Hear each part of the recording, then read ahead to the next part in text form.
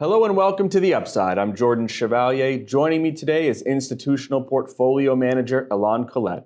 Ilan is a member of Fidelity's Global Asset Allocation team. Ilan, thank you for coming on the show. Thanks very much, Jordan. Good to see you. So we're here, I think, mainly to talk about rates. The Bank of Canada, they paused rates. Were you surprised at this decision at all? I would say, it wasn't a surprising decision, right? So the Bank of Canada has cut rates many, many times, right, since they started last year. We're sitting at 2.75% right now. There were large cuts at the end of last year and already a couple of cuts this year. But the bank is in a really, really tough position right now in terms of scenario analysis, and I know we'll get into that. But it wasn't overly surprising to us. What I would say is, we don't predict specific outcomes from specific meetings. Right. We knew rates were going to be moving lower from their peak, from their post-COVID peak, because they didn't have to be so restrictive, and the Canadian economy was, fragile to say the least, coming into this tariff shock.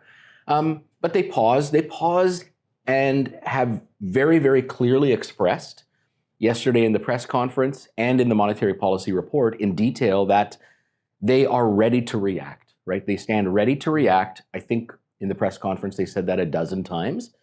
They're ready to react to the incoming data or the balance of news as it changes. Now, unfortunately, it changes day to day, hour to hour at times, making the jobs of monetary policymakers and my former colleagues at the Bank of Canada all that much more difficult. No, that's very insightful. And you mentioned the Canadian economy a little bit, specifically the housing market. I know that's top of mind for a lot of investors, the Canadian economy more broadly, but the housing market. How does that rate, sort of change the balance there? Yeah, so the housing market, it's an interesting one, right? So post-2008, right, Canada came through the global recession sort of first or second best in the G7, sort of tied with Germany, I would say. And then rates moved much lower globally, including in Canada. And then Canadians did what low rates incentivize you to do. They bought houses, cottages, condos, Sea-Doos, right? They bought everything. And it was fine to manage that debt service, manage that amount of debt when rates were manageable and inflation was low. And then we got the largest inflation shock in 40 years, resulting in 475 basis points of tightening by the Bank of Canada in 18 months. And our view has always been, this is going to be problematic and challenging for Canadian households. So in Canada, we have full recourse mortgages, and sort of culturally, we pay that mortgage. But what we do is we cut discretionary consumer spending sort of to the bone to make sure that a mortgage payment gets paid. And we've already seen this, right? So the way to think about the Canadian economy and housing, and I'll talk a little bit more about housing in a second, is Canada was entering this trade and tariff threat in a vulnerable position to start with, right? Exceptionally high levels of debt because we were sort of over our skis on debt. And that debt was going to be renewing at rates higher than where it originated. So our concern has been, roughly 50% of outstanding mortgages renew between now and the end of next year. And that debt is renewing at a higher rate than where it originated. And again, I'm the genius who bought a house in Toronto in 2021. So, right, it's close to home.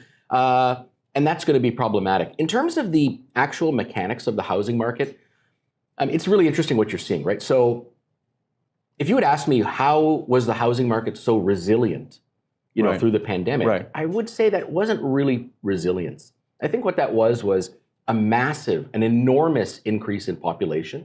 Canada's population grew by 3 million people in the last 3 years. That boosted demand. That made the housing market appear resilient. Well, not really resilient. There was some sort of creative math around mortgages. There was pent-up savings. There was households borrowing money from their parents or grandparents, right? So people were tapping lifelines to make that mortgage payment. A lot of those things have come away and are coming undone. Right. Population growth has reversed very, very rapidly. So that demand shock is coming away. Rates will be higher. And on top of that, we're contending with this tariff shock. So what I would say to anyone listening today, specific to their own mortgage, they should probably talk to their advisor. Right. This is a conversation you have with your advisor. But from our perspective, from the asset allocators, we're still concerned about the macroeconomic strength of Canada. Okay. And would, if this is a pause that we've had this week, if they now, the next two decisions are cuts, let's say, right? Is that enough, do you think, for consumers, especially with housing, to kind of come off those sidelines? Or are we still looking for more? You know, I know it's... it's a very tricky Yeah. decision. I think, it really varies by region, right? So for example, we often hear about in Vancouver and Toronto, consumers coming off the sidelines when you see those changes. You know, I just came back last night from a trip to the prairies. I was in Regina and Saskatoon. Beautiful. So hello to everyone who's watching out there. There's such a huge housing shortage in some of those markets that houses are selling instantly, right? And you have to think about it. 0.25% is not suddenly perhaps bringing in a huge swath of buyers, right? Sure. Those buyers were there. But the other thing that we're seeing, and the Bank of Canada put out a survey at its last decision in March showing hesitant consumers and households, right? So again, I don't want to be too scary, but in the type of environment we're in, if you have a job that might be exposed to the downside of tariffs, you're probably delaying large decisions, right? Not just the washer and dryer, but certainly the house, right? And so we are seeing that in the survey data, that households are holding more precautionary cash, and businesses are reducing hiring expectations, business investment decisions, right? So there's just a more cautious tone, and right now that's a cloud hanging overhead. Kind of have to wait to see what the weather looks like. Very interesting. I think a lot of people, before the Bank of Canada decided to pause rates, a lot of economists were sort of 50-50. They weren't sure if it was going to be a pause or a cut. But the trade war, right? This U.S. Policy, this whole environment that the U.S., Canada, and many others are in. Are you surprised at how this is all sort of the fallout in Canada? I think a lot of people were very, quite frankly, scared when it started. But economically, has it been a little bit more balanced with sort of, the pause to tariffs and some of the things that we've seen? So it's an exceptionally difficult time to be an economist, to be an investor, and to be a policymaker. And what we've seen is, we've seen things from the Bank of Canada. We saw something from the Bank of Canada yesterday that we have not seen in a while, really since COVID, which is normally they, at the April Monetary Policy Report, which was published yesterday, they release their baseline forecasts. And they decided not to yesterday. Instead, what they did is they put out two scenarios. And actually, it sounds like they're sort of dodging the bullet, but it's actually much more helpful, right? Scenario analysis is much more helpful when the path forward is so uncertain. Right. So why provide false precision? Oh, the economy is going to grow by 1.8%. Like, the second decimal, we don't even know on a good day. It's much more useful to provide two distinct scenarios, which is exactly what the Bank of Canada did. And those scenarios were, under one scenario, it was tariffs get negotiated away. Right. So it's negative. It's somewhat negative, I would say, and results in sort of slower growth, but they get negotiated away ultimately. And the second scenario that they put forth was the downside scenario, a long and protracted trade war, a recession, right? Job loss, declines in investment, declines in consumer spending, right? A really negative scenario. And what they expressed in the press conference is that we're probably somewhere in between the middle of these two things. Right, okay. The hard thing is the news flow changes so drastically. It's very, very hard to come up with an actual base case, and scenario analysis actually makes more sense. In the context of our funds, we use scenario analysis as well. I very rarely get to talk about it, but we work with a really, really strong asset allocation research team down in Boston. Okay. We speak to our underlying managers in Canada, in the US, overseas, and we also have scenario analysis in terms of what it could mean for our funds, if we get scenario A, B, or C. Sure. And the way that we position in our funds is the size of a position in one of our funds reflects the conviction in the view, right? And so right now, we have taken steps, and we discussed this in our Elbows Up paper published 3-4 weeks ago. That is investor friendly, I would say. We've taken precautions, right? We're leaning away from the US, we're leaning away from Canada, right? Regions that would be hit quite hard. We're leaning into Europe, signs of galvanization there, and we've added to inflation protection because the type of shock that we're thinking about right now is less growth and more inflation. Right. It's damaging, and it's very, very difficult for policymakers. Looking, you mentioned this sort of scenario A, where let's say we're in a pause now, by and large, things get negotiated away. Is there any sort of upside to any sort of Canadian markets that you'd say, in that scenario? Yeah, so this is a really tricky question. It's very hard to think about upsides in the presence of the kind of volatility and uncertainty we're dealing with right now. But you can, if you look hard enough, you dig deep enough, there probably are some silver linings. So, for example, we have been talking about for decades in Canada removal of interprovincial trade barriers and diversifying our export trading partners, right? So, interprovincial trade barriers, I mean, a lot of them are, I would say, sort of cumbersome and impede business. If the fire has moved closer to us to actually get rid of these things and just trade better within Canada, that is a net positive. Now, it doesn't happen overnight, right? These removal of these barriers takes time. And there's a lot of interesting research around interprovincial trade barriers. But the other one, and I would say this is far more critical and important, is we need to diversify our export base. So to put these numbers in perspective, roughly 30% of Canadian GDP are exports. That's large. Right? To put that in perspective, housing is about 10, a little bit less than 10. But 80% of our exports go to one customer, the US. So roughly 20% of Canadian GDP by itself is just exports to the US. I mean, we have one customer, and you're vulnerable when you have one customer, right? And so we absolutely need to diversify our export base, our trading relationships. Now, the thing is, as I highlighted on a Fidelity Connects with the great Theo Argyris a couple of weeks ago, we actually have a trade agreement with Europe. Hasn't really amounted to much, but my hope is this sort of leads to a bit of galvanization in Canada to get some stuff sorted.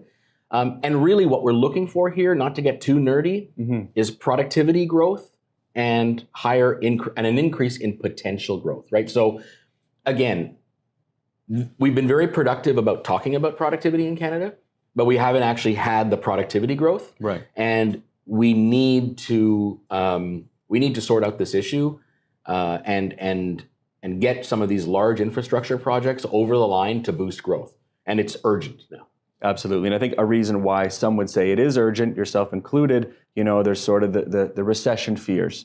Maybe also his recession's scary older brother, stagflation. Right? Are these fears? I mean, sort of. I know it's hard to predict, and we're looking at scenarios. But are these fears? Are they real for Canadians? They are, and they should be. They absolutely should be. So again, I don't want to be alarmist, right? So we're always going to position the funds to not just add value when the line is moving up, but preserve basis points and do better when the line is going down, right? And again, your advisor is the person to really reach out to talk to about this. But under the downside risk of severe tariffs that last a long time that don't get negotiated away, that is a recession risk, right? It is declines in GDP, it is job loss, and it would be rough. The Bank of Canada knows this, right? And they are waiting and ready to react to cushion the blow of this downside shock in the event that they need to. What makes it difficult, Jordan, is exactly as you mentioned, is stagflation, right? So again, stagflation is less growth or declines in growth, right? A recession coupled with high inflation.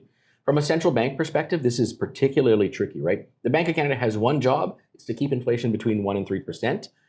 But in the event of a significant shock to growth, right, that leads to job loss, that leads to less exports, that leads to less business investment, less consumer spending, they would have to trade off some higher inflation temporarily and push rates lower in order to sort of stem the bleeding or mitigate the downside damage from that recessionary shock, right? And they would do that, and that they would communicate it exactly, I think, in that way. But the difficult thing again is we don't actually know the path forward, right? So again, I spent some time with advisors out in the West, and we were at Revelstoke, right? And the news at the bottom of the chairlift on tariffs was different than when we got to the top of the mountain, right? So this is changing minute to minute, hour to hour. Yeah.